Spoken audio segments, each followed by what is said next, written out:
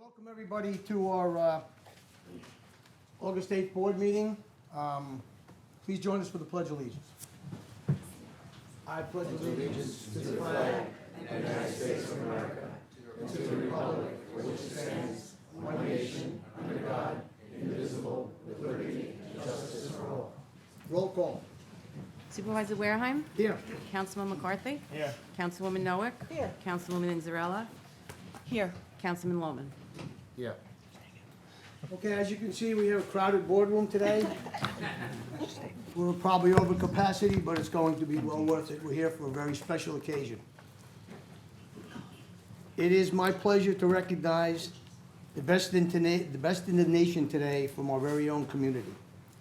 Together with the town board, it gives me great pride to present Middle Country Children's Soccer with a proclamation and to present each team member of the SBMC Division 5 soccer team with certificates of recognition. I would first like to take a moment to introduce to the community the team that has achieved the rank of #1 in the United States of America in their division.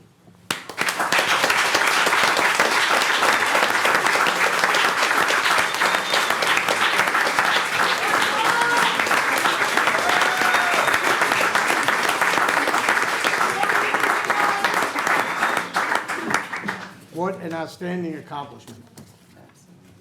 We are so proud of what you've accomplished as a team. You are a shining example of young people and to us older people as well. The life skills that you've learned on and off the field as a team will undoubtedly pave the way for many opportunities for you as you grow older, seek out scholarships, and pursue your life's dreams. I also want to thank the parents that are here with us today, and I want them to take a bow, and I want you ladies to applaud them. Where are the parents?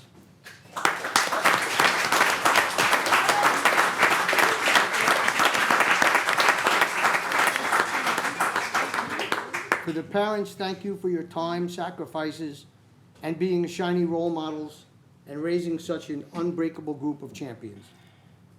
Would club management, Dave, Pfaff, and Mike, Timo, and President Robert Draper please come on up?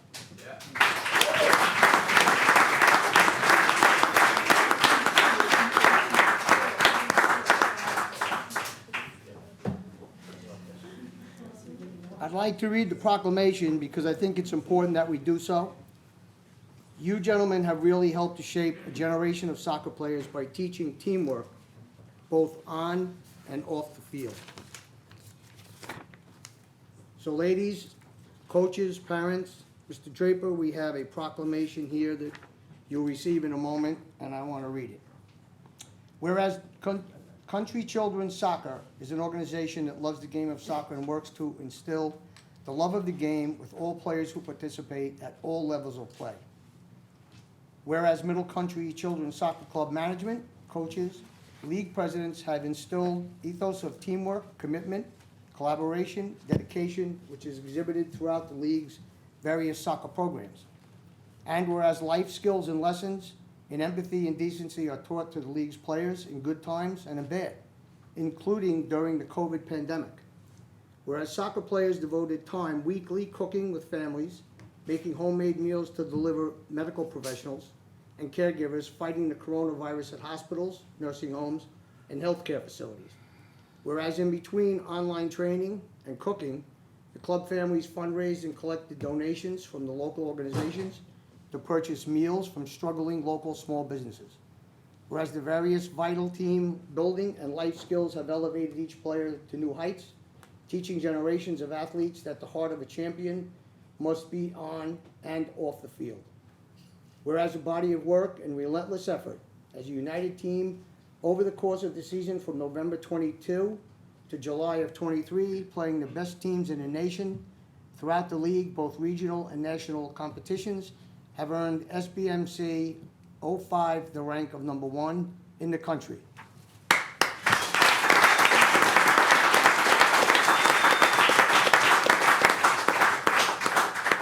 Therefore, Supervisor of the Town of Smithtown, together with the Town Board, do hereby extend our sincere gratitude and best wishes to Middle Country Children's Soccer Club, coaches, management, and Board of Directors. Club President Robert Draper, proud parents, and SBMC 05 team as we recognize the unwavering and selfless commitment and remarkable achievements. And before we hand out the proclamations, I just want to take a moment so that the audience can see exactly what these young ladies have done. 2023 USYS North Atlantic Premier, first place. 2023 Jefferson Cup, first place. 2023 USYS Regional Showcase, first place. 2023 FC Delco Players Club, first place. 2023 EDP League Cup, first place. 22-23 USYS National League, PRO. 2023 USYS Eastern Regional Champions, and I present to you 2023 National Champions finalists in the country.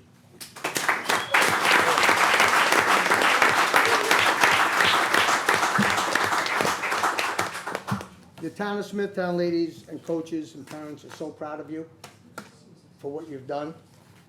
You make our community a better place. Keep up the good work. Councilman Lohman has certificates that he will hand to the coaches for each one of you.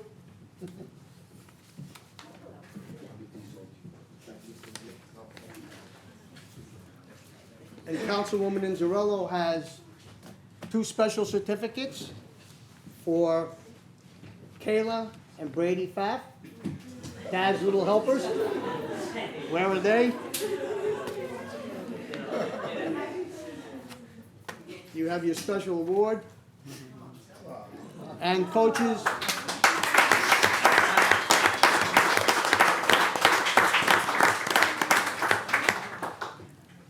and Councilman McCarthy and Councilwoman Nowak have our proclamations to give to Mr. Draper and the coaches.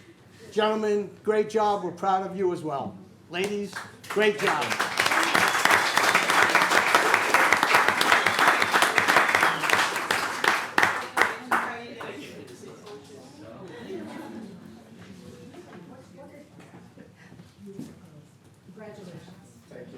Oh, yes. Also, recognition to the team physical therapist. Is she here, Dr. Tara? There's Dr. Tara. Congratulations, Dr. Tara. You kept the team entirely injury-free for the season. That's remarkable. Traveling with them the entire time, stretching and warming up. So great job, Doctor. Thank you very much.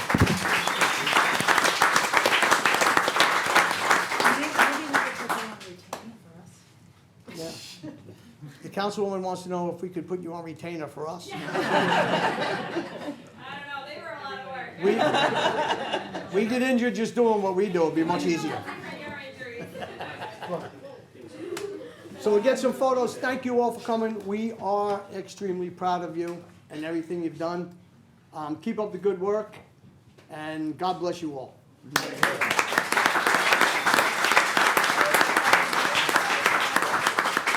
And also, just really quickly, to the board, thank you so much for this tremendous honor, and to the girls, it's been amazing. So congratulations, all right? Yeah.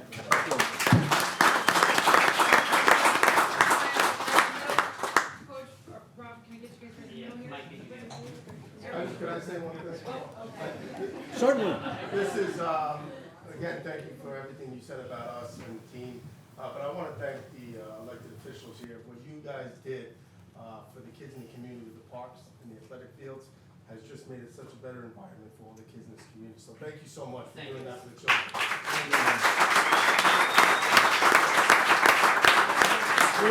We are very proud to do it, and I promise you there'll be a lot more coming. Thank you. Okay. Okay, real quick, group photo, and then I'll take everybody out. Unfortunately, they're all Front, we'll taller do than bigger. Rob, don't worry. I know, Alright?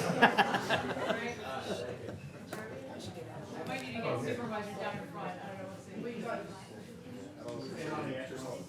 Yeah. Yeah, I like it. I'll do real quick. I'll reorganize it, so we'll Slide it in. everybody kind of squeeze a little bit. Squeeze. Somebody out the hallway from soccer? You know. No? Okay.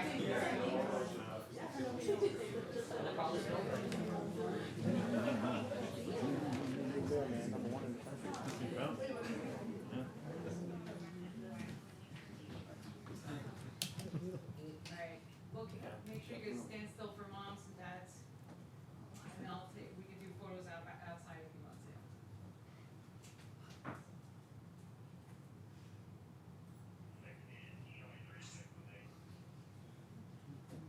Cheese.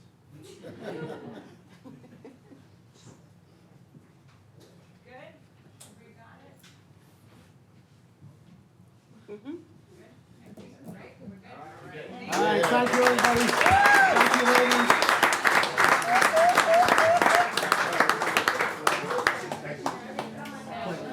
Great job. Great job. Congratulations.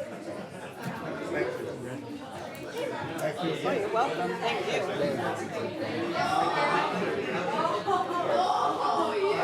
Organized. Getting no special water. I just plop them together.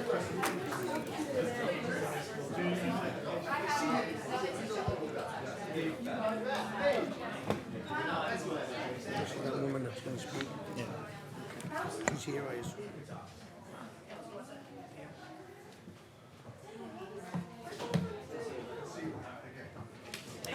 Have a good day. Thanks, Rob, see you soon.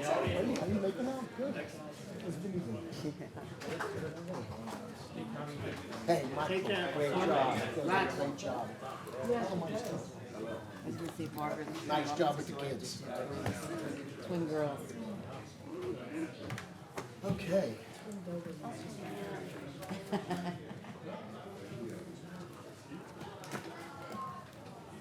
Okay, we will begin this afternoon after that great event. We also have Inspector Regina from the 4th Precinct here to give us our police report. Inspector, thank you very much. The floor is yours. Thank you, Supervisor Warham. Thank you to the town board. Rich and I thought everyone were here for us. We weren't sure. But this is still a pretty good crowd. Thank you very much for having us. Before I start, the last time we were here was back in June. I was here with Deputy Inspector Dave Lawler, who at the time was the Executive Officer of the 4th Precinct. Dave has retired after 30 years in law enforcement, July 3rd. He is now beginning his second career as an attorney, so congratulations to Dave. We are in good hands. Captain Rich Roseo, a classmate of mine in 94-117, the best recruit class the Suffolk County Police Academy has ever had, is here with me. So Rich and I are at the helm of the precinct. Rich, give everybody a wave. Rich, welcome.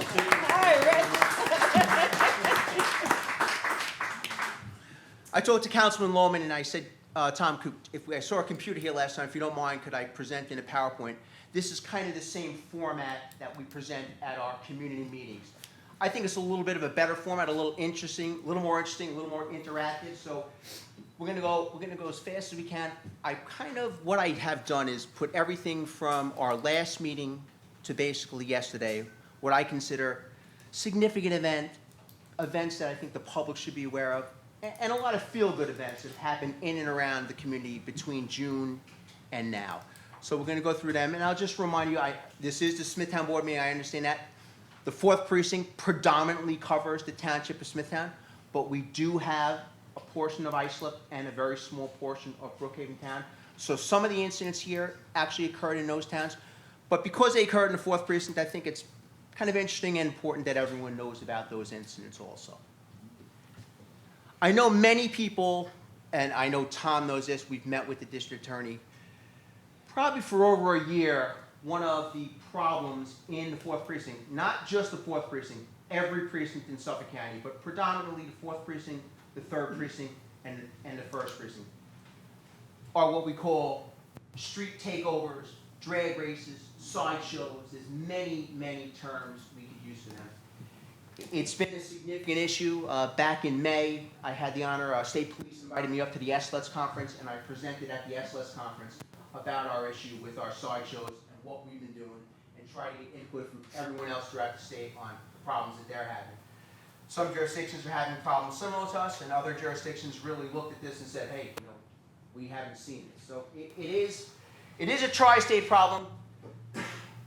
If you look up on the screen, this is kind of the information we get. We're going off. This is all social media posts. I have an officer in my precinct that monitors this specifically for sideshows, takeovers, street racing events. So at my desk at the end of the day, back in June, I saw this and I said, well, they're planning on taking the Robert Moses Bridge over tonight. I got right on the phone with the state police. I spoke to the desk officer. He said, Inspector, we're gonna have our own team police this. That'll be great. And then we saw this, 1851 Sunrise Highway in Bay Shore. That's in the 3rd precinct, but what we have learned is that precincts cannot do this alone. These are very dangerous events. They become unruly. We've had plenty of police cars damaged, and they've really gotten out of control at certain points. So we have to police these with multiple jurisdictions and multiple precincts. So this night, we got together with the 3rd precinct. This is one of their favorite spots, 1851 Sunrise Highway in Bay Shore. It's the Best Buy parking lot. That's a very popular spot for the street races and the takeovers. So we were able to team up with 4th precinct, the 3rd precinct, and the 2nd precinct that night. And we had some good success. There were approximately 150 vehicles present when the officers arrived there. We were able to contain them. An illegal sideshow was ongoing, and we were able to effect 2 arrests. One for an unlawful sideshow and race, and another for aggravated unlicensed 2nd degree. And between all 3 precincts, 64 traffic summonses were issued. There were no police cars damaged. There was no one hurt. I look at this as a success. We stopped this incident, and there was no damage. So it was a success. Has it been ongoing? Yes. I cautiously say to everyone, and if you can respond, I think we've had an effect, but I'm also hoping that maybe a little boredom is setting in. These are predominantly young men that really, we've seen this. The frequency has gone down. So I'll take this anyway I can, because it really is a manpower intensive event for us. Dave, grab the mic, just take the mic out of the hole, thanks. Pull it out. Open it up. There you go. Perfect, thanks. Is that better? I thought everyone. No, we're good. Yeah, it's good. We can hear? All right, sir. We blurred out the faces tonight, but this is the sideshow activity from that event that we made that arrest from, one of those 2 arrests. So this car was doing high-speed donuts with 3 occupants hanging out of the window in the parking lot of the Best Buy down in Bay Shore. Another feel-good event. We are very, very happy to the Smithtown Chamber of Commerce every year for the Smithtown Festival. It's a great event. The town of Smithtown is great to the 4th precinct. We love doing this event, and I love taking a picture with everyone every year. So the guys did a great job. It was a safe day for everyone. I think it was a fun day for everyone. Another picture saves us a lot of manpower when we had that garbage truck across the road, which is very nice. And so our crossing guards are invaluable for traffic posts. I can use my officers for what they're really needed for, and our crossing guards are excellent on our traffic posts. Another big issue in the precinct, and I think it's an issue countywide, is I don't think we can go through any shopping center now without seeing a vape shop pop up. Vaping is actually very popular, and we get a lot of complaints, predominantly from people in the educational department, school districts, people involved in the school, principals, about underage vape sales to high school students. So since May and through June, we conducted several operations at various vape shops, 3 in Smithtown, 3 in the town of Brookhaven, also within the 4th precinct, and I think we've had some success. We were able to effect 6 arrests for people selling tobacco products to under 21. Additionally, 1 person was charged with unlawfully dealing with a child 2nd degree, and another person was charged with possession of cannabis in the 2nd degree. If you look on the bottom, the convenience smoke shop, 204 Smithtown Boulevard, that's on the corner of Lake Avenue, was cited for 24 fire code violations by the town investigators. The building was deemed unsafe, and it was closed for habitation. I have to give a shout out to Town Public Safety. We conduct all these operations as a partnership with Town Public Safety. We could not do this without them. We don't have the education or the knowledge about local codes, fire codes, building codes. They are an invaluable asset to us. And many times, the penalties for those are more severe than the penal law offenses that we actually serve these people with. So thank you very much to the town. It's a great partnership with the town of Smithtown. They work with us constantly, and we have a great relationship with them. I'll add one other thing on here. We all know for a while now, cannabis has been legalized in New York State, and that is the law of the land. The police have to respect that. But what we have found is some of these businesses have now become really illegal marijuana dispensaries. The enforcement is not easy. We have to actually see them with more than the requisite amount of cannabis in the building. It's not so easy. It really isn't. And on this occasion, we were able to seize cannabis and charge that person at that store with possession of cannabis second. So it's one of the things we have our eye on, and we're going to keep our foot on the pedal regarding this issue. All right, it's been a rough year in the 4th Precinct for some serious crashes, which is something that's kind of close to my heart as the former commanding officer of the Highway Patrol Bureau. So this was a fatal motor vehicle crash June 8th of 23 on Middle Country Road near Highway Place. It was a 2-vehicle crash where one vehicle went left of center onto the opposite side of the road. A head-on collision was caused, and the operator of that vehicle that went head-on was unfortunately deceased at the scene. 4 Squad has investigated that. At this time, it is a non-criminal motor vehicle crash. This is another really feel-good issue. Every year, the Theodore Roosevelt Association at Sagamore Hill gives an award to a Nassau County and a Suffolk County police officer who has suffered a very serious injury or long-term illness, has fought through that illness or injury, and come back to be a productive member of his or her department. We had a legend in the 4th Precinct. I didn't really get to work on it that much. Retired Detective Sergeant James Stapleton, who unfortunately lost his battle with colon cancer. We were able to put him in posthumously for this award. I was very happy to hear the news that he was chosen by the Theodore Roosevelt Society for this award. That is his wife, his son, and his daughter. This is myself, precinct command staff, and numerous people from the precinct. That's the detective lieutenant who was his boss. It was a great day for them. They couldn't have been proud. It was a beautiful ceremony, and it's an absolutely great tribute to Jimmy and all the hard work that he gave to the Suffolk County Police Department and the members of Suffolk County. So I'm very happy Jimmy's family received that award. That's Commissioner Harrison and County Executive Ballone with Jimmy's family also receiving the award. We get many drug complaints. I wish we could give them all our 100% attention. We try to prioritize those. This was a location where we received several drug complaints, 394 Old Pop Hog Road in Smithtown. We were able to do an undercover investigation. As a result of that investigation, we were able to obtain a search warrant. Search warrant was executed in the early morning hours of June 23rd, and it resulted in the arrest of a 33-year-old resident who was charged with criminal possession of a controlled substance 3rd degree, criminal possession of a controlled substance 7th degree. A quantity of oxycodone, Oxycontin, Adderall, and amphetamines was seized as a result.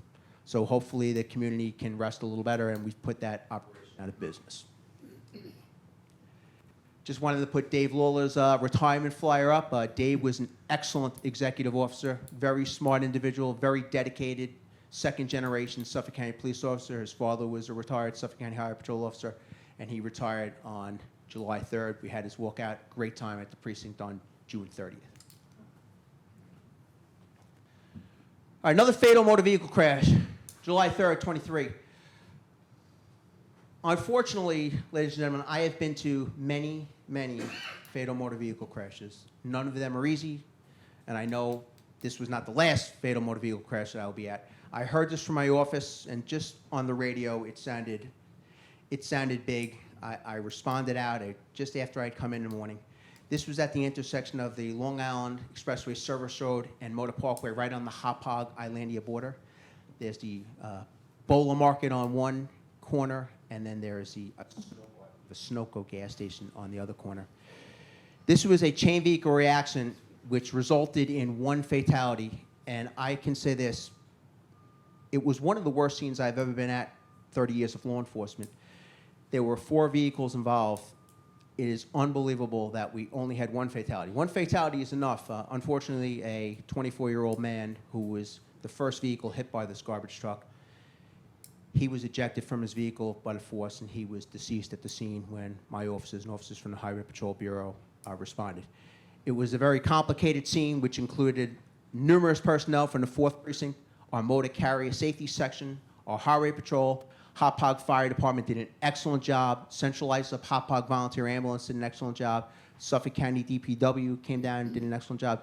So as you can see, there were numerous public safety organizations involved in this. We couldn't have done this alone. It was a big scene. It took a long time to clean up. Several vehicles impounded. It took several hours. So kudos to all of us that helped, all the agencies that helped us at this scene. Back in January 23rd, 4th Precinct phased into our body-worn cameras. So now all Suffolk County Patrol officers and all the precincts are wearing Axon body-worn cameras. We started our program January 23rd, so we're more than 6 months into it. Normally, in the many years I've been in law enforcement, you never really got to replay what your officers are doing on the street. And now we all have access to what they've done, and we can review all those calls. And I am proud of every officer in the 4th Precinct. They are performing unbelievable. I watched this, and it just reinforced to me how dangerous police work is. And you don't really get a feel if you're not on the call to what happens. This was a call in Kings Park on July 9th, and the father called up and said his son, who was having, unfortunately, a mental health crisis, and he was also under the influence of some substances, and he had locked himself in the bathroom, and a 911 call was placed. Several of my officers and the supervisor showed up, and as I was watching the video, they were giving this young man, 30-year-old man, commands to come out of the bathroom. And it's a tough situation for these officers, because do we call that a barricaded subject? What's really going on? We can't see behind the door. So the sergeant and officer heard glass breaking.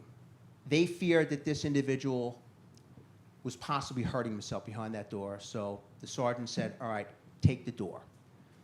It's a decision call. It's a decision call. When they kicked in the door, I said, and the body camera's on, that gentleman was behind the door with a large knife held over his head. Could have been close. The officers deployed a taser, which really was ineffective. Both barbs did not hit, but it was enough to frighten this individual to retreat into the back of the bathroom and close the door again. At that point, they started giving him further commands. This went on for about 2 minutes. Thankfully, he opened the door. Officers were able to deploy their tasers again and successfully take him into custody, and he was brought to a hospital to address all of his needs. This man was also charged criminally with menacing of a police officer, and as I just said, taken to hospital to address his mental health issues and his substance abuse issues that had been occurring on that night. This could have went real bad. I'm thankful that this young man got the help that he needed, and he was not hurt, and we didn't have to use any force over the use of tasers. This could have very easily turned into a deadly physical force situation. I give the officers a lot of credit because it did not, and all of our officers came out unharmed that night. So this was a win for everyone. Right over here, very close to St. Catherine's Hospital. In 2020, New York State legalized micromobility, electric bikes, electric scooters. I think we all can get that it is the wave of the future in many ways. No fault to anyone, but technology, as everyone knows here, changes so quick that I believe the law has a tough time keeping up with technology. So I was off when I got called by one of my lieutenants that we had a scooter accident which resulted in a 29-year-old male falling off of his scooter, striking his head, and he was declared deceased. This was on 25A in the area of St. Catherine's Hospital, close to Willow Ridge Drive. So when I was on the phone with the lieutenant, I said, Pete, what type of scooter is this? My son has one of these electric scooters. I let him ride it around the backyard, around our deck in the pool, supervised. And he told me, hey, listen, he said, it looks like it's a Cabo Wolf Warrior X. So I Googled that on my phone. I said, all right. And I went to the New York State VTL. An electric scooter is defined in the VTL by New York State. And it says every device less than 100 pounds that has handlebars, a floorboard or a seat that can be stood upon or sat upon by the operator, and an electric motor can be powered by the electric motor and or human power and has a maximum speed of no more than 20 miles per hour on a paved level surface when powered solely by the electric motor. That is the definition of an electric scooter in the definition section of New York State Vehicle and Traffic Law. When you get the manufacturer's specs, and anyone can do that, that scooter can do 44 miles an hour. So you can imagine what it would be like falling off a scooter with no helmet at 44 miles an hour and striking your head on curbing. And that's unfortunately what happened to this young man. So it's tough. What do we call that? It's now really a motor vehicle because it goes more than 20 miles an hour, it now falls outside of the definition of an electric scooter. But if I go back, what does that look to everyone? It looks like an electric scooter. I think if we showed this picture to anyone and we didn't have the specs, everyone would say, hey, that's an electric scooter. So it's just an example of how technology is evolving so fast that I think sometimes the law has a tough time catching up to it.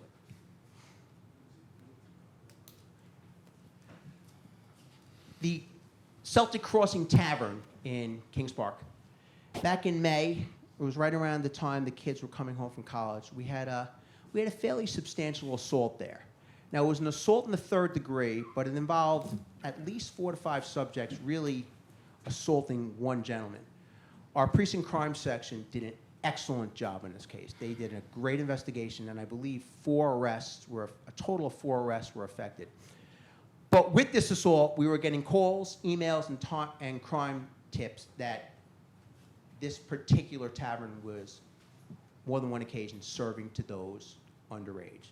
So we put together a targeted state liquor authority operation, and on 7/28/23, 4th Precinct Crime Section, Community Support Unit, our patrol units, and again, Smithtown Public Safety conducted an SLA check at Celtic Crossing. 24-year-old employee there sold to 2 of our undercover agents. They were both less than 21. They were not asked for ID. They were unlawfully sold alcohol. And that gentleman was charged with 2 counts of unlawfully dealing with a child in the 1st degree. Smithtown Fire Marshal issued several code violations, and we made an official referral to the State Liquor Authority, which controls their licensing. That is still pending. Probably saw this garnered a lot of news attention. This was on 7/29. Again, this was in Ronkonkoma. We got several calls of, as the 911 calls were being broadcasted, it sounded like a carjacking. When the officers got there, the vehicle that was stolen had already fled, but it fled with the owner on the hood for about a block and a half. He fell off the hood. Thankfully, he sustained multiple injuries. None of those injuries were life-threatening. Thankfully, he had his iPad in that car, and the Find the iPad function was on. My supervisors and my officers were able to track that vehicle, which turned out was in front of his residence. He went back to his residence, and now he tried to take, I believe it was another car from the driveway, tried to flee in that. He abandoned the car that he had just stolen. That car became held up on his front lawn, and my sergeant was the first one there, got out, and I watched the body-worn camera. A violent struggle ensued. This gentleman's father tried his best to help us out. He broke away from the sergeant, punched my sergeant in the face, injured his jaw, gave him a nice black eye, ran down the road with the sergeant in pursuit and another officer in pursuit. Another one of my excellent young officers was coming the other direction. Now they were running around a car in another driveway up the block. So this other officer got out of the car to try to help the sergeant. The suspect doubled back, Mr. Gilmartin, entered the marked police car, closed the door, and attempted to steal the marked police car. The officer acted very quickly, was able to open the door, deploy his taser, which was successful. They were able to pull this gentleman out of the car and place him into custody. Again, I think this was several factors involved. There was probably some substances that were making this individual act in this manner, and that's what his parents said. They said this is very out of character for him.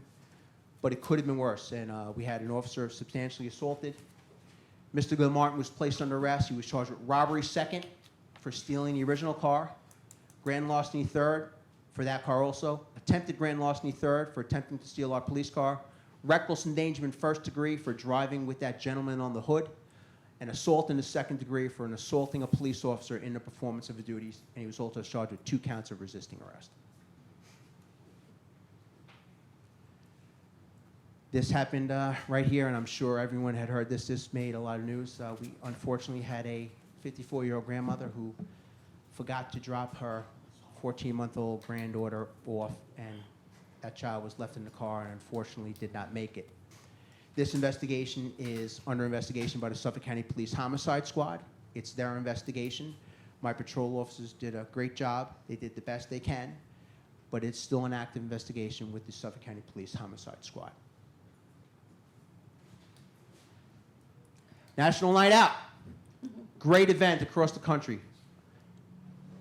That is my community liaison officer, Officer Susan Laveglia. She puts this all together every year. Tremendous, tremendous amount of work.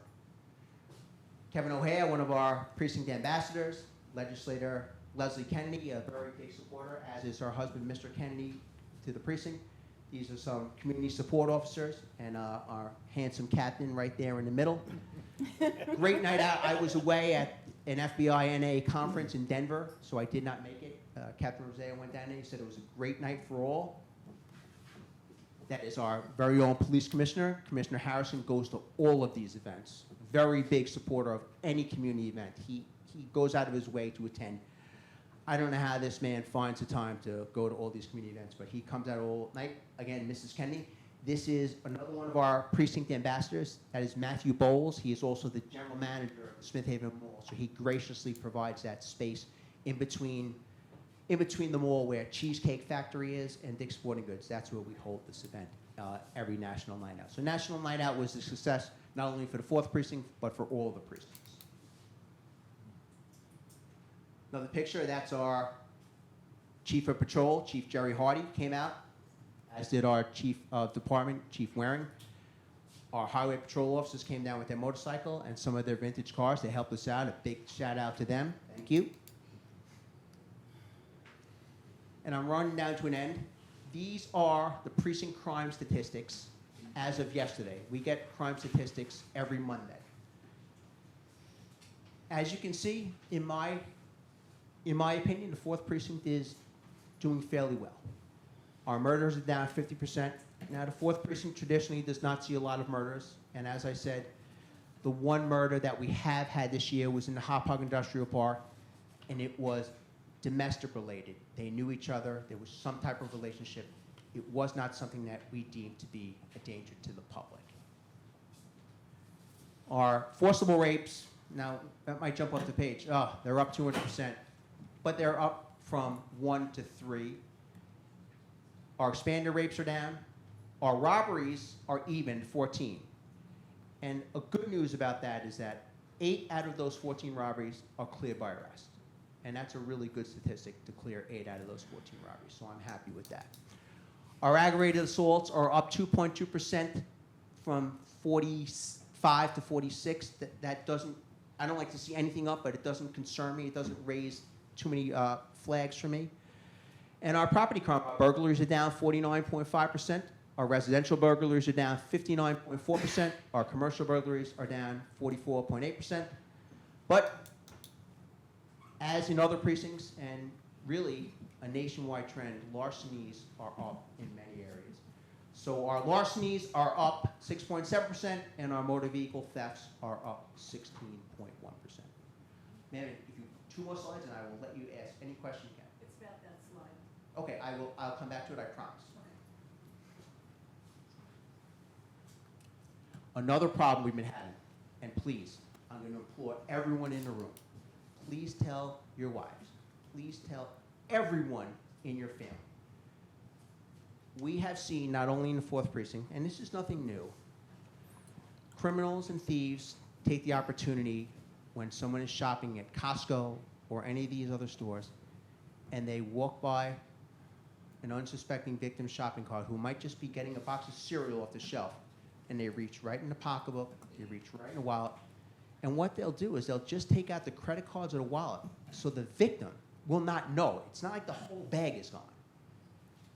And what happens every time is, by the time they're noticing get home, that credit card has been used several times at another area store, and then the crooks, they know they're going to cancel it once, so they use them a couple times, and they get rid of them. Very hard crime to target. But this is a crime that we can all help ourselves with. So please, when you leave your bags and your wallets, please try to safeguard them. Put it around your shoulder. I know it's an inconvenience, but anything you can do to safeguard wallets and bags, because there are many people that go for these opportunities, and this has been a significant portion of our larcenies. All right. In July and August, we have a hiatus for our community meetings, but for everyone in the room, our next community meeting will be back, and we are holding it at a new location, the main library branch, 1 North Country Road, September 5th at 7 p.m. October 3rd, these are always the first Tuesday of the month. We're going to go to the Kings Park Library, that's October 3rd at 7 p.m. And we are back at our traditional location in the Ness Concert Library for the last 2 meetings of the year, November 14th and December 5th. And just for those of you who haven't been to any of our meetings or haven't been to one of these town board meetings, it's very similar to what I've done today. I go over a PowerPoint location with the captain, and we usually have a guest speaker from one of the specialized units that are within the police department, and then we take questions and answers from the community. So it's pretty much very similar to the format that I used here today. That wraps it up. I will, if the town board is okay with it, and I know I don't want to take all day, Supervisor Warholm, I apologize. If anyone has a question, I'll try to answer it. If not, I will go outside after this, and I can speak to you for as long as you want after that. If it's a quick question, I can take it now. Yes, ma'am. Promise, quick question. Sure. Back 2 slides. That 2022, is that for the year or up to August? Year to date, ma'am. Year to Yes, year to date. Year to date as of the 5th of August. That's 23. What about the 22? The 22 would be down in this column, ma'am. I know. No, I'm sorry. I'm asking you, is that the years? Yes, year to date, For yes. the whole year? No, year to date. As of, they would be both what it was on August 5th. Got it. Yes, Thank you. okay. I'm sorry. Glad I cleared that up. Any other questions? Quick questions? Quick question. Yes. We've had a number of auto thefts in our neighborhood. Unfortunately, the ones I know of, they left their keyless fob in the car. Do you have any idea, just even notionally, how many auto thefts as a result of people leaving their keyless fob in the car? I can give you my anecdotal feeling. A very high amount. I have preached this at every community meeting, and ladies and gentlemen, I just want to be truthful. It drives me crazy when I see someone's car get stolen and their wallet and the key fob are in there. Those are preventable. These are crimes of opportunity. You have many people in the middle of the night, masked up, gloved up. All they do is try doors. If your car is locked, I can tell you 99% of the time they're just going to move on. And if everyone starts locking them, they'll go to another neighborhood. I don't want to see anyone be a victim of a crime, but we can ourselves really help ourselves out by not keeping fobs in cars. And please, don't keep valuables overnight, especially wallets in your cars. Please take them in. Yes, ma'am. Well, going back to car accidents, where I live in Smithtown, we have a lot of deer crossing our streets, and do you have a lot of accidents with deer? It hasn't been that bad. One of the patrol officers unfortunately hit a deer last week. I look out my window at the 4th precinct, and the park is across the street from my window up on the 2nd floor of the precinct, and there's a colony of deer every day. Deer have become very pervasive, and I almost venture to say this, they're almost like domesticated now. They don't run away from you anymore. So it's an issue. I don't think it's a big issue, man. But I haven't seen a tremendous problem with it. No, I have not. I have 2 friends who were hit by deer. Okay. It's rough for the car and rough for the deer, unfortunately. Okay, Inspector. Thank you so much for being here. Captain, good luck to you. Thank you for everything you do, and you gentlemen be safe out there. Thank you very much. We'll see you next Thank you. month. Thanks, everyone.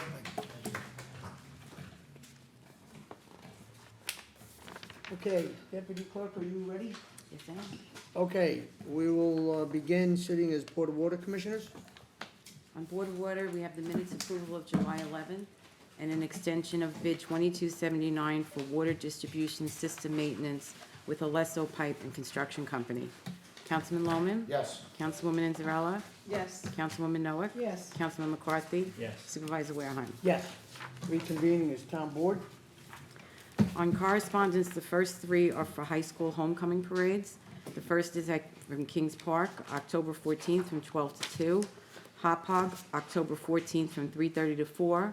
Smithtown High School East, October 28th from 12 until 1:30. The St. James Festival Day, Sunday, October 1st from 12 to 5. And the Hop Hog Fire Department 5K run on October 7th from 8 a.m. to 11 p.m. On public hearings, we have two public hearings. The first is for the town board to consider local law 13-23, proposed amendments to chapter 36 of the town code, Disabilities Advisory Board. Janice Hanson, Assistant Town Attorney, is here to explain the code change. Good afternoon, Supervisor and members of the Town Board. The purpose of this hearing is for the board to consider amendments to Chapter 36 of the Town Code. The chapter is currently entitled People with Disabilities Advisory Board. One of the proposed changes is to shorten that title to Disabilities Advisory Board. In addition to the name change, the amendments would establish a one-year term for board members, with the exception of the chairperson, who would have a two-year term. And it would also update the responsibilities of the board and expand them a bit. Specifically, it would provide that the Disabilities Advisory Board shall meet monthly and submit an agenda for each meeting to the town board, advise the town board regarding the needs and concerns of persons with disabilities concerning appropriate town action, make recommendations to and cooperate with proper town authorities, departments, and agencies concerning issues involving persons with disabilities, ensure non-discrimination and full participation of persons with disabilities in aspects of community life within the town, implement or cause to be implemented by the appropriate public agency the provision of adequate public services, keep informed regarding relevant state and federal laws and regulations, and obtain and disseminate information about existing services to people who may need it.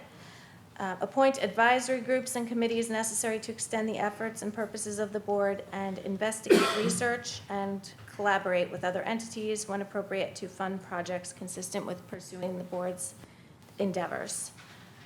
Unless there are any questions, that concludes my presentation. Any questions by the board? No. Is anyone in the audience wish to be heard on this public hearing? There being none, I will move to adopt. Second.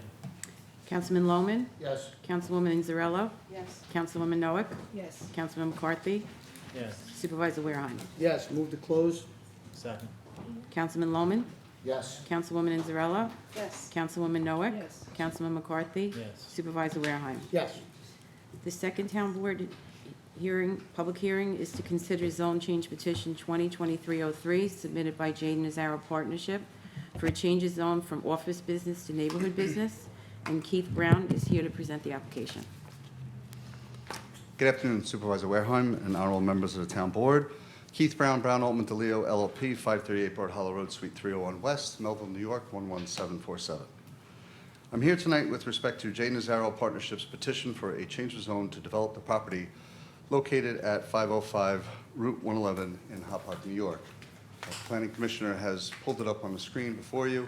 You can see the area is indicated with yellow and then to the red, part of the red, right? There you go. So that's a depiction of the property we're speaking of. So thank you for the opportunity to make this presentation before you today. As a matter of housekeeping, before we got started, all original mailing receipts and affidavits of mailing posting have been submitted to the town clerk. For the record, just to provide the board with some context, from a planning perspective, the neighboring uses and surrounding zoning designations of the neighboring parcels are in harmony with the proposed rezoning. To the northeast is the Hop Hog Palace Diner, is immediate adjacent to the property and is zoned neighborhood business. To the west and northwest immediately is the New York 111 and the intersection between 111 and Jug Handle created by New York State Route 347. All properties immediately to the south are zoned neighborhood business, including the old McDonald's and the Starbucks with the drive-through. East of the property is a residential neighborhood, which is zoned R10. And aside from the residential neighborhood to the east, all parcels neighboring or in the vicinity of the subject at the intersection of Route 111 and 347 are zoned and used for mixed commercial purposes. Specifically, all other adjoining parcels are zoned neighborhood business. This area is considered a commercial corridor along State Route 111 and 347. The applicant is proposing to develop the subject property along with the adjacent NB property with a 3,062 square foot Raising Cane's fast food restaurant with accessory drive-through on the northeast corner of the property, a 2,260 square foot Taco Bell fast food restaurant with accessory drive-through on the northwest corner of the property, one 4,000 square foot building containing 2 equal-sized dine-in restaurants on the eastern portion of the property, along with additional site improvements. The comprehensive plan notes that the intersection of Route 111 and 347 acts as a gateway from the town of Islip into the town of Smithtown with a high volume of traffic.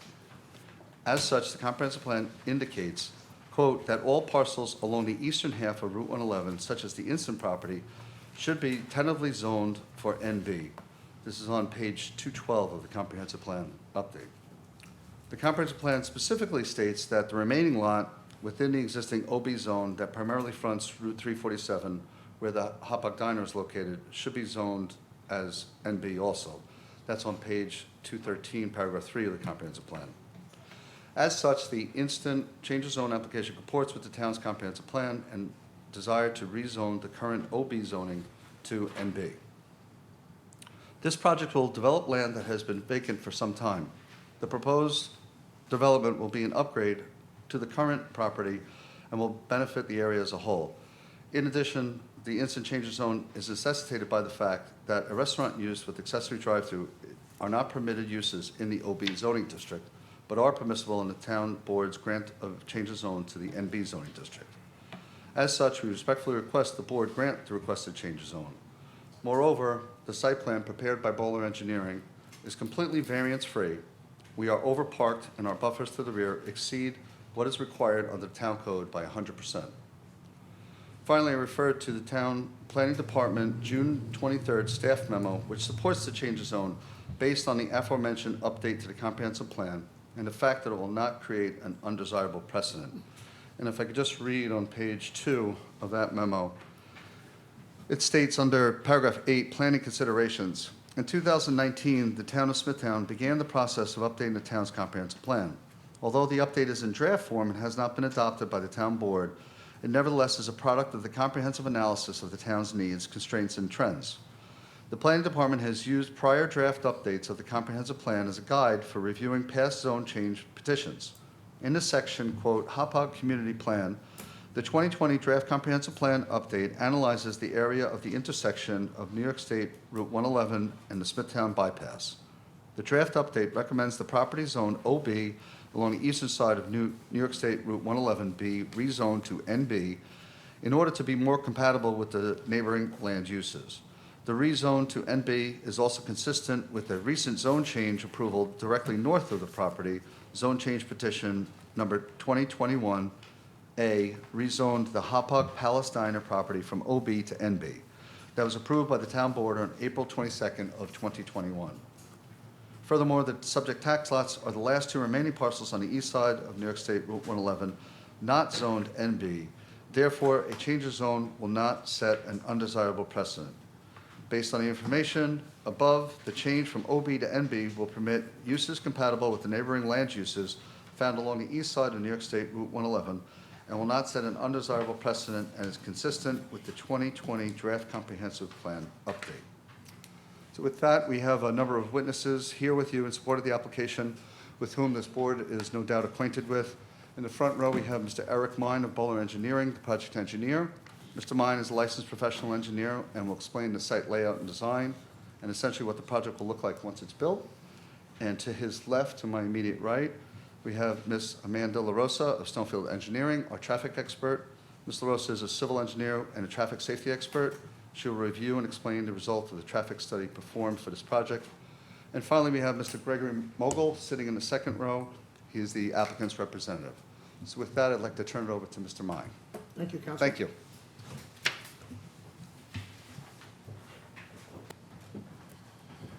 Good evening, Eric Mine with Bowler, B-O-H-L-E-R. We're the civil engineer on the project. As Mr. Brown indicated, The site sits on State Route 111. If you will, I'll work from the top of the page downward. We're proposing a Raising Cane's restaurant with drive-through. For those of you not familiar, they do chicken fingers predominantly. In fact, it's almost their entire menu. But the drive-through operation will provide 28 cars in the queue. So there's a single entrance to the site from State Route 111. The Raising Cane's is on the northerly portion. It's a double drive-through configuration that'll have 2 menu boards you can order from. And there'll be up to 28 cars in the queue. They're proposing approximately 95 seats at the moment. And you'll see their trash enclosure is located at the rear of the building, aligned with the main north-south aisle inside the site. The patrons who choose to park instead of go through the drive-through will park south of the building in the parking area. You can see there's approximately 52 parking stalls in the vicinity of the Raising Cane's. Moving downward on the plan toward the Taco Bell. The Taco Bell's on the south side of the site. When you enter from State Route 111, there's a parking area in front of the building, and then otherwise you would enter the drive aisle, and the entrance to the drive-through is actually to the rear by the building at the rear in the central rear portion of the site. That drive-through can accommodate between 16 and 18 cars without impacting any circulation. It's also a double drive-through configuration with 2 menu boards. The Taco Bell's proposed to only have approximately 22 seats, and there are approximately 33 parking stalls in the vicinity of the Taco Bell. That does not include, you'll see an area in the southeast corner of the plan where we're proposing land bank stalls. These are stalls above and beyond what we need. So that will be a landscaped area. And then the building at the rear, for now, we're considering also 2 restaurant-type uses, approximately 20 seats each. It's a 4,000 square foot building. Currently, again, that allows enough parking. We have approximately 37 stalls proposed in the area. You can see some west of the building and then a bank to the east. And again, this building has its own trash enclosure. So the site's designed such that each of the drive-through configurations can work independently and with sufficient stacking that they won't impact the on-site circulation for the other restaurants. That concludes my presentation for now. Talk about the landscaping, especially to the rear. Sure, yeah, I'm glad you brought that up, Mr. Brown. The landscaping to the rear, I don't know if you can pull up the aerial photograph again. Currently, it's about 27 feet from the existing, now it's deteriorated, but asphalt area. That parking area is approximately 27 feet from there to the rear of the site. Part of what we're proposing is a 50-foot minimum buffer. We're going to retain as much natural area as we can in that northeast corner. And we're going to provide a 50-foot landscape buffer that will also be providing a berm. We do acknowledge that the alignment of the intersection through that area is relatively flat, so we are going to provide the berm to help provide some mitigating factors to the residents to the east. And just while we're talking about the site still, just so the board's aware, I'm sure you're familiar with the site, but it actually slopes upward toward the diner. So this site, from the northeast corner to the southwest corner, drops 28 feet actually. So we're accommodating that through 2 retaining walls on the north side of the site and 1 retaining wall on the south side, with the regulating factor obviously being the access to the site from the signal. So that's the grades we had to work from to get to. All right. Thank you, Mr. Meyer. Next, we have Amanda LaRosa from Stonefield Engineering. Good afternoon, Amanda LaRosa with Stonefield Engineering. My firm prepared a traffic impact study for this site. We went out and did a data collection effort last September while schools were in session, and essentially our analysis shows that the intersection does have capacity to accommodate some additional traffic associated with this site. Most significantly, we have been doing all the DOT correspondence. Both 347 and 111 are DOT roadways. We made an initial submission to DOT. They didn't really raise any concerns. They issued a comment letter on July 24th, about a week and a half ago. And we have gone through those comments with the applicant, and they're prepared to comply with all of the DOT comments. So we're looking forward to addressing those comments and preparing a resubmission package to address all of their comments. Great. Very good, thank you. So that concludes our presentation, unless the board has any questions of any of us or members of the One, public. Counselor, hours of operation on those paid restaurants. I'm going to defer to Eric, but it's going to vary. Okay, thank you. Obviously, this will get scrutinized throughout the remainder of the approval process. Taco Bell generally looks for a 24-hour period. I think in this instance, it'll make more sense they usually do a 7 a.m. opening, and they target a 4 a.m. closing.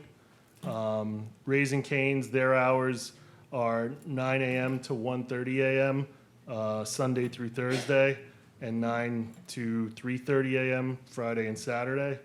And as far as the rear building, those tenants haven't been formally identified, but I would assume it would be somewhat consistent with the other users. Okay, thank you. Any questions by the board? Ms. LaRosa, how many additional vehicles do you anticipate these businesses bringing into that? Because it is a congested area during rush hour. Yeah, so our forecasts take into account total number of trips, and then with uses like fast food drive-throughs, we do account for a portion of the traffic being already on the roadway. The industry standard data shows for fast food about 40 to 50% of the visitors are going to be people already passing. So to your point about new trips, we're talking between 60 and 90 new trips in a single peak hour based on our projections, with the caveat that the unknown user may or may not generate more or less traffic than that. Thank you. Can you just add anything less than 100 trips, what the ITE says about that? Sure, as a general industry standard, if you're adding less than 100 trips, new trips, based on a single development, the rule of thumb is that that's really not going to change the capacity at an intersection approach. So we do fall just under those thresholds. Thank you. Any other questions by the board? No. Okay, is there anyone in the audience wish to be heard on this public hearing? Mr. Holtz, 3 minutes. When you hear the signal, you have 1 minute left. Good afternoon, Mr. Supervisor, members of the board. As Mr. Lohman points out, this is a very heavily trafficked intersection, and I think it was Mr. Brown mentioned something about that turnaround if you want to proceed north on 111, coming from 347. You also have that, you can see it right there, directly opposite this property. So there's a number of considerations that I would think that you'd want to see all the comments of the Department of Transportation, the state, and I would seem to think that the county, in terms of curb cuts and everything else, they'd be very interested. So the applicants haven't really stated whether or not they've been to the health department in terms of the discharge water, because there is seating here, 93 seats for the Canes, and we had a similar situation across from Smith Haven Mall many years ago, and the Suffolk County Health Department looked very closely at the wastewater discharge from numerous restaurants, and they said that really, if you added it up from the different facilities, it was going to exceed the area. So the wastewater discharge, I think, would be something that the health department, and they haven't really indicated whether or not they've spoken to the health department, and also Suffolk County Planning, because this is a major intersection for Suffolk County. You can see how close it is at 347, and then you got this additional intersection directly opposite. So I don't know that you want to close the hearing today. I would suggest keep the hearing open, get some answers, review what the State Department of Transportation said, and see whether or not, in terms of traffic and wastewater, that this really makes any sense so close to 347. So I would suggest you keep it open and get some more comments from the county Brown?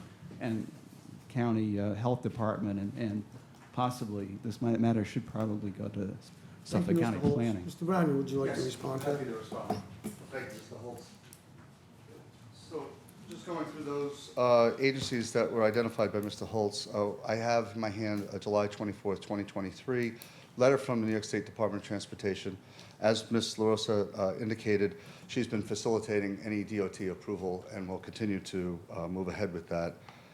Just to remind the members of the audience who may not be aware, we're here strictly for the change of zone to determine whether or not that change of zone is compatible. You heard my testimony. I read the planning memo, which indicated that is abundantly consistent. But just to finish up with the other issues that he raised, with respect to Suffolk County Planning Commission, there is a notation, if I could just get my planning memo out, that there was a local determination referral. There was a referral made to Suffolk County Planning Commission. The Planning Commission came back and responded that it was for local determination by this board. So they did not comment any further. And then with regard to Suffolk County Department of Health, Mr. Mines is prepared to answer questions with regard to wastewater discharge, so I'll defer to him. Thank you. Thank you. Yeah, just to address that directly, we have not filed with the health department yet, but for a restaurant development such as this, the health department looks at it from a seating perspective. So based on the density assigned to the site, based on the hydrogeologic zone it's in, we would be permitted up to 250 seats on this site. With the 3 buildings you're looking at today, we're only proposing 157 seats. So we would be well within the density criteria. We would design to their standard with the IA systems for the nitrogen reduction. So while we have not filed yet, we're waiting for the zone change to effectuate. Otherwise, the health department would be wasting their time reviewing this. So we appreciate it. And I found out where it was in the memo. The Suffolk County Planning Commission referral is paragraph 9, and it notes local determination. Thank you. Thank you. Thank you. Anyone else wish to be heard in this public hearing? 3-minute rule, sir. Good afternoon, Mr. Chairman, members of the board. I sat through the presentation here, and I heard the word, this intersection has the ability to handle increased capacity of traffic. And my question is, do we have to maximum capacity this intersection? Do we have to maximize it? I've traveled down this road, many times, and with the vacant Burger King location and the vacant McDonald's location, the traffic seems to be more reasonable, but now we're putting a new development there. So to increase the capacity, maximum capacity for this intersection, I think would be a very disservice to the town. Thank you. Thank you. Anyone else wish to be heard? There being none, I will move to close. Second. Councilman Lohman? Yes. Councilwoman Inzarella? Yes. Councilwoman Noack? Yes. Councilman McCarthy? Yes. Supervisor Wareheim? Yes. Thank you very much, gentlemen, Thank you all. ladies, thank you. Have a good afternoon. You too. You too, thank you. Deputy Clerk, we will move on with the agenda. The town board to authorize the town clerk to advertise for a public hearing to be held at 2 o'clock on Tuesday, September 5th at Town Hall to consider proposed local law 14-23, the readoption and revision of Town Code Part 1. Councilman Lohman? Yes. Councilwoman Inzarella? Yes. Councilwoman Noack? Yes. Councilman McCarthy? Yes. Supervisor Wareheim? Yes. Consent agenda comptroller, number 1 to 12, and 1 consent resolution along with the minutes of 7/11. Is there anyone on the board that wishes to remove any resolutions from the consent agenda? No. No, thank you. Councilman Lohman? Yes. Councilwoman Inzarella? Yes. Councilwoman Noack? Yes. Councilman McCarthy? Yes. Supervisor Wareheim? Yes.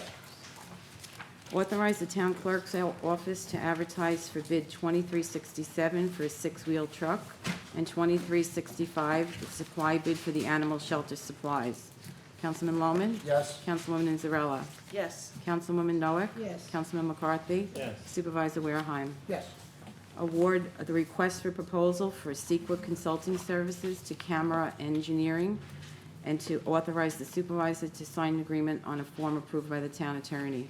Councilman Lohman? Yes. Councilwoman Inzarella? Yes. Councilwoman Noack? Yes. Councilman McCarthy? Yes. Supervisor Wareheim? Yes. The town board to approve the following. Authorize Doreen Perino, Program Director, to execute a catering agreement with Flower Fields for a luncheon event to be held May 15th, 2024. Authorize the Department of Environment and Waterways to submit a grant application regarding New York State DEC for Urban and Community Forestry Grant Program, Round 16, for street tree pruning and related services. The next two are for the retention of services for John Guest Realty to perform an appraisal of property located at 120 West Main Street at a cost not to exceed $27.95, and a appraisal of property at 114-118 West Main Street not to exceed $2,995. The Parks Department to purchase an Elgin street sweeper from Long Island Sanitation Equipment Company.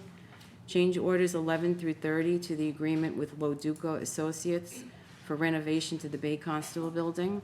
An amendment to the 2023 agreement to spend town highway funds to reflect an additional equipment purchase using New York State CHIP funds. An amendment to Chapter 108 of the Town Code entitled Boat Basin and Mooring in regard to permit applications. The next two resolutions are for the town board to concur that the roof installments to the Highway Department Town Building Project is SEQA Type 2, and concur that the improvements to the town facilities and park improvements are also SEQA Type 2 actions. And the last is to change order number 2 to the agreement with P. de Blasio Builders to construct picnic pavilions at Hoyt Farm. Councilman Lohman? Yes. Councilwoman Inzarella? Yes. Councilwoman Noack? Yes. Councilman McCarthy? Yes. Supervisor Wareheim? Yes. Accept a check donation in memory of Jean Marie Hawthorne from Alan and Susan Kreitzman for $25 to the animal shelter. Councilman Lohman? Yes. Councilwoman Inzarella? Yes. Councilwoman Noack? Yes. Councilman McCarthy? Yes. Supervisor Wareheim? Yes. Authorize the supervisor to execute the following resolutions on a form approved by the town attorney. A uniform rental agreement with Cintas to provide uniform services to Town Parks Department and Highway Department employees. Professional service agreement with Save a Pet Clinic to provide veterinary services for the Town of Smithtown Animal Shelter. An agreement with Beechwood Smithtown LLC regarding funding for SEQA-related services addressing zone change petitions entitled Country Point Estates at Kings Park. An extension of agreement with the fire districts and the fire departments of the Town of Smithtown and the Village of Nissaquag for the use of the Edward Mancuso Fire Training Center for the purposes of training and matters of mutual concern for the town. A Recreation Department Specialized Service Agreement for town residents with Art and Soul Studio through August 2023. An intermunicipal agreement with Kings Park School District regarding use of the town of Smithtown non-residential solid waste disposal capacity generation fee system for the period of September 1st through August 31st, 2024. And the last is purchase, sales, and development agreement with the Suffolk County Land Bank Corporation regarding 108 Fairview Avenue, Smithtown. Councilman Lohman? Yes. Councilwoman Inzarella? Yes. Councilwoman Noack? Yes. Councilman McCarthy? Yes. Supervisor Wareheim? Yes. The town board to authorize the issuance of the following bonds. A bond for $1,200,000 to finance the construction of improvements to the roof on town-owned buildings. A bond for $260,000 to finance the construction of improvements to various parks. And a bond for $265,000 for improvements to various town facilities. Councilman Lohman? Yes. Councilwoman Inzarella? Yes. Councilwoman Noack? Yes. Councilman McCarthy? Yes. Supervisor Wareheim? Yes. Bless you. Bless you. And personnel issues number 1 to 15, excuse me, as described on the agenda. Councilman Lohman? Yes. Councilwoman Inzarella? Yes. Councilwoman Noack? Yes. Councilman McCarthy? Yes. Supervisor Wareheim? Yes. That concludes the agenda. We'll move to the public portion. Deputy Clerk, do we have speakers? We have 4 speakers. The first is Mary Friedman. Okay, before we start, ladies and gentlemen, public participation is subject to the rules of decorum which you have on your speaker cards as per Town Code Section 76.7. The public portion is for town-related matters only. Any unsubstantiated, unverified, or material false information will be interrupted. The 3-minute rule will be strictly enforced. When you hear the signal, you have 1 minute to conclude your statements. Give your name and address. Please address the board.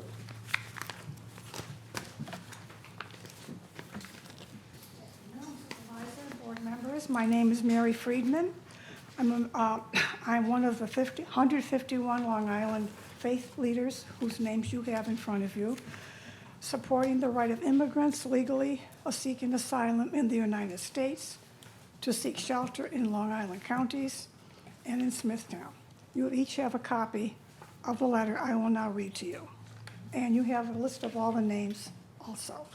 We, the 151 undersigned, are an interfaith community of clergy and lay leaders, and the mandates in our traditions could not be clearer. We profess the full humanity and dignity of all people created in the spirit of life's image. Our sacred texts mandate love, hospitality, and a commitment to love our neighbor, with a strong emphasis on welcoming strangers from other lands. In recent years, 68 million people worldwide have fled their homes seeking safety. More than half are children. Families seeking safety at our borders, fleeing economic exploitation, organized crime, wars, sexual violence, often rooted in disruptions caused by climate disasters and political destabilization. Reports indicate that current asylum seekers include some fleeing Afghanistan. After helping the United States, their lives are now in danger at home. Any of us would seek refuge for our families facing such threats. U.S. towns and cities, including Hester and Suffolk, have long welcomed, housed, and employed immigrant neighbors awaiting asylum hearings. Houses of worship and nonprofits provide care, critical support, and community. Together as Long Islanders, we can continue honoring the core values of our diverse faiths and our nation as a community of welcome. Unfortunately, some Long Island officials are doing the opposite, inflaming tensions and fears, issuing irresponsible calls to bar asylum seekers from our towns and counties, while both U.S. and international law guarantees these people the right to asylum.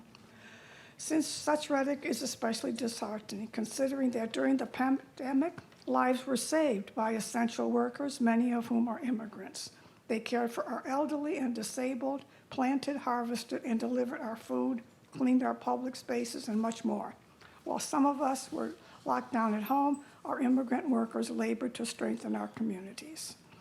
Our scriptures insist that neighbor is never defined by proximity or nationality.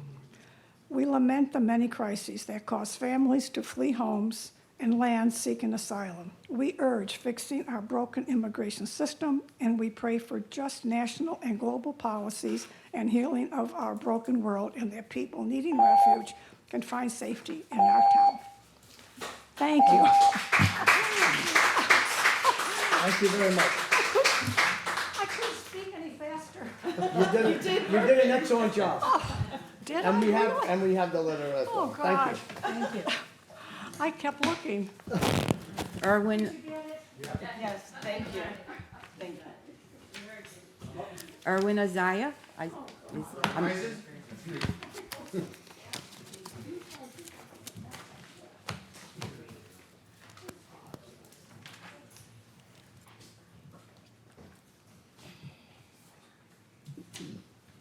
Mr. Chairman, members of the board, I'm here to speak on the Callahan's Beach, and I've been before you before on this subject. So allow me to state the following. My name is Erwin Eisen. I live at 17 Horseshoe Lane, Comac, New York, and I'm a resident of the town of Smithtown. What you see before you are photos I've taken recently of Callahan's Beach. At the suggestion of Councilman Lohman, who I asked to see the project, he told me I can basically walk there from Sunken Meadow, which I did. And those are the photos you see. And those photos for the condition of this beach are unacceptable. Why are they unacceptable? Because it's now 2 years and that beach should be open, okay? I've heard stories about supply chain issues, environmental DEC issues, and as someone who brought the DEC necessary permit to the attention of this board last year, I find that there's some discommunication between the board and the people of Smithtown, as well as the board and the DEC, as well as the board and concluding the project. So I ask you the following. Number one, the money for this project was, the source of the money is from where? Number two, when will the project be completed? Number three, if you look at the photos, there's nothing going on this project. And I walked twice, once in July and once just the other day after the town meeting at the beach. There's been no progress. So what's going on? And as the one who brought the need for a DEC permit to this board's attention last June, to the point where the application to this DEC is dated July, okay, I find this board, and maybe the Parks Department, there was just some mismanagement of this project. Thank you. Thank you, Mr. Eisen. I will just take a moment to answer a couple of your questions. About 4 or 5 months ago, you came to a board meeting and then you subsequently came to us. We invited you to the boardroom with all the departments that are in charge of this project, the town attorney. And at the end of the conversation, you said to me, and I'm paraphrasing, but you did say, you know what, I have a much better understanding of how government works. Perhaps I didn't know all of those criteria that's necessary in a government operation as opposed to private sector. So I will just tell you that nothing has changed since then. The DEC permit took 7 months to get from New York State. There are certainly supply chain issues. The pilings you see here, the specified lumber that the engineering firm wants the contractor to purchase is not available for months. So we had the engineer switch plans to come up with the lumber that's acceptable so we can make the bid change. So the project was never delayed. It was done, worked on from day one. We are as frustrated as anybody else that it's taking this long, but that's unfortunately what has to happen when you have government agencies working on a project like this. Bid specifications drawn up by engineers, public bidding process, all of these things are done by law, they take time. So right now, we anticipate the change in lumber to get the staircase done. The drainage is complete. The stone revetment wall at the bottom is complete and has been approved by state DEC. And we would hope that we could come to completion sometime in October. And then, depending on the winter months, the town of Smithtown will undertake hundreds of thousands of dollars worth of improvements. On the upper level, which is the picnic area, campground, there'll be a new playground, there'll be new facilities up there. And like the gentleman that was here, the coach, espoused this afternoon, this board since 2018 has done, at this point, $119 million worth of capital improvements. And that was done because for 30 years prior to that, quite frankly, nothing happened in Smithtown parks or rec facilities. They were deteriorated, they were in terrible condition, and this board has worked hard to make sure that we bring them up to the standards, like these young ladies that you saw, so that they can use those facilities and attain those goals that they attain. And we will do the same thing with Callahan's, and we will do our best to make sure that target date is around October. Thank you. May I respond? No, you've had your 3 minutes. If you want to respond, I'll stay after and argue this point with you all day. Well, I want to bring some factual points. I asked a question as to how it was funded. I didn't get the answer. It was funded from ARPA money, and on that note, I will tell you that there were about 2.5 months after this event took place that myself and this board tried to attain FEMA money from the federal government so we could save all you folks $2.2 million and have it paid for by the federal government. And the federal government denied us. And then we had to get approval to use $2.2 million of the ARPA money, which was the federal relief money sent to municipalities, and that's how it was funded. If I can, Mr. Supervisor, you have a proposal dated 2021 on this. I'm not, Mr. Owen, Okay? I will stay after the meeting. We're not gonna take everybody's time up. You wanna debate it after the meeting, I'm more than welcome to stay here. Okay? We're not going to go any further. Your 3 minutes are up. Next speaker. He had a minute left. I believe I. Next gave you speaker. 3 minutes. You said you were finished. I'm entitled to 3 minutes. Am I entitled to 3 minutes or am I short on it? No, you're entitled to 3 minutes, but you said thank you and you walked away. Well, in that case, you got a rebuttal, so I have another minute for rebuttal. Okay, you want to rebut for 1 minute? Fine. Put a minute on the clock, please. Thank you. In 2021, when the beach went down, there's a proposal from Heideck Engineering in 2021, and it mentions the need for DEC to be involved way back when. Okay, when was the DEC first involved in this? In July of 2022. That's according to my application that was foiled by Town of Smithtown. Okay. So why didn't we get in touch with DEC in 2021 when the project went down? Because Excuse we me, were if I drawing may, up, we were Supervisor. drawing up specifications to put the plan together, engineering plans to send to DEC to look at to approve the project. Mr. Supervisor, may I? Yes, you may. Okay. You're wrong. How am I wrong? DEC was present at the beach the day after the storm. They were there. Joe Rico, the director of our Parks, Buildings and Grounds, was there. Highway Department was there. Our Planning Department was there. And the Department of Environmental and Waterways were there. It was at their recommendation that we immediately try and put forth an application for a permit. Because as you and I spoke about, we had a permit already that was there, that was issued, that we thought maybe we could piggyback on. But we were told we were not allowed to do that. We had to make a new application, which is exactly what we did. And that was done in July of 2022. Yes, sir. After I brought the attention to No, the no, board before that you you. need DEC permit We're on not this. gonna, Mr. Reiser, please, That's we're not my gonna get position. into it all. We know your sentiments. I just stated, and the councilman stated, we are working diligently every single day, okay, to make sure that that comes to fruition. It'll be done in October. And we're finished here, sir. We're finished. Thank you. Next speaker. William Hulse.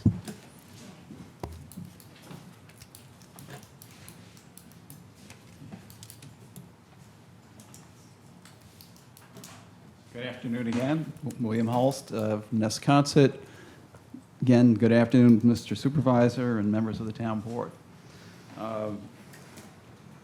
With respect to the topic of how government works, I've got a different issue, an issue regarding workforce housing. We've seen situations where site plans have been changed, where representations were made in terms of providing workforce housing. But when I did my investigation in terms of the different departments within Smithtown, the building department and DEW and several different departments, there doesn't seem to be anyone following up on the issue of workforce housing. So I'll give you one example. Over at the preserve at Smithtown, you know, they are limited to 70 units. They've represented in the past that 15% of that project would be affordable, well, not necessarily affordable, but at least what's called workforce housing. So I don't see anyone really doing the follow-up, and I don't know that anyone here sitting today can tell us that of those 70 units that have C of Os, how many of those are going to people who qualify for workforce housing. I don't think that the building department is charged with anything else other than issuing C of Os. I don't think you know, the people in DEW would follow up on that, and I don't know that anyone in planning follows up on that. So it's really up to this board to have some sort of follow-up in terms of what's going on at that project and other situations where developers have represented that they're going to provide workforce housing, and whether or not that some of those commitments are, at the convenience of the developer, shifted around and ignored. So I would like to see some sort of follow-up, some sort of enforcement in terms of those commitments that have been made by developers, and not simply have the current town board just accommodate you know, whatever needs the developers say that they have, contrary to providing the workforce housing. Thank you. Okay, thank you, Mr. Holtz. I would ask you to contact the planning department or the town attorney's office or both. I could assure you that they will, the developer of that property over there will comply with the New York State law about workforce housing. No question about it, or he will not be. I'm not talking about at the end when the whole project is committed. I'm talking about. I would ask you to speak to the planning department and or the town attorney's office to get your answers. Thank you. Thank you. Next speaker. Robert Draper. No, am I pronouncing that right? He wasn't. Robert was here He with wasn't the, early, he's not with here. the ladies Oh, okay. soccer team. I think they left. Okay. That's it. That's all we have.